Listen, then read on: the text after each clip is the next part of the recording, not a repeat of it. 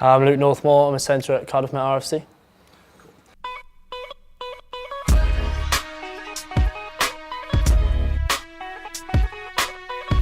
Yeah, I think so. I think that's, I'm definitely not going to stop playing. There's a few things that obviously I can't disclose just as of yet, but about my future and things, which is really exciting, And I've only got Cardiff Met to thank about that, really. So everywhere that I'm going and the things that I'm going to go and achieve now is all down to everyone at Cardiff Met, getting the opportunity as a fresher from Lewis and the coaches there, and then from what Danny and Chris have helped me through my time at Cardiff Met. Di and Chris in S&C, I've completely changed as a bloke, from when I was a little boy that turned up to uni compared to now, and I'm in the best stead now to be, obviously regardless of the injury, but I'm in the best shape and the best condition now to go on and pursue my rugby career, and something that I never thought I'd be able to say, that I could be a professional rugby player. It's the dream is coming true, I suppose. That is a difficult one. Yeah. The one you scored against Cardiff Unity Arms Park, I enjoyed that one. Yeah, which one? The last one. The last one, yeah. The actual one. Yeah, not yeah. Yeah, no, that to us, I was relieved when that went over the line, and the relief of knowing that we took the 5 points and things like that. And I suppose in my first year there was like a little flick up try that I scored, and it managed to go viral, and Martin Williams etc. were replying to it on Twitter and things. So that was pretty surreal. That I didn't really, it was a massive fluke at the time, but it seems like it's come off to be a real bit of skill. So I'd say that'd probably be up there.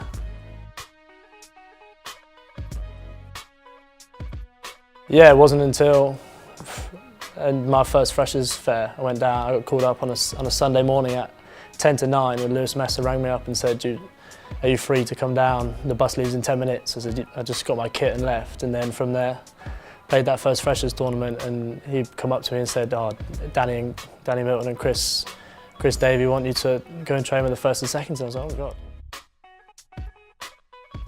You grow up a lot, I suppose, just through uni itself, but then at rugby you realise, you make friends that you have for the rest of your life. You find out how to be a good bloke, the decisions you make, whether they're, you make the right or wrong decision. You do what you think's best, and you've always got boys to enjoy it with. And yeah, I completely agree that it's all about creating good blokes. So there's not one lad in that squad that we play with week in, week out that I wouldn't sit down for a coffee with or go out for a drink with. I'd say Twickenham. I loved every minute of Twickenham, regardless of the result. I'd say Twickenham was my favourite game, and my favourite result was probably Pontypool at home, and we beat them at home after they had won 18 games on the bounce.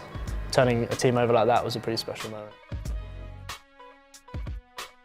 I'm gonna have to say Tommy Morgan, because if I don't say this, he'll be mad. He'll be really mad. But no, Tommy's been like a brother to me since I arrived at Cardiff Met. He's done nothing but help me out. He's, he was the lad who took me to hospital last night. He's been there ever since. We're best friends, and we'll be best friends for a long time coming now. So.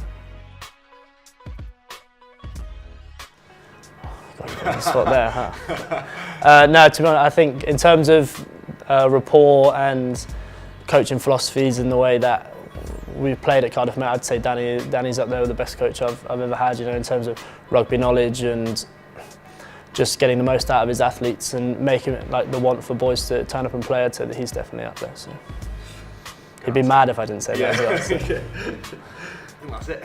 Yeah, nice one. Thanks a lot, Luke. Cheers. No problem at all. Gets yeah, thanks. Hopefully they pin me up tomorrow, and I'll be back at it after that.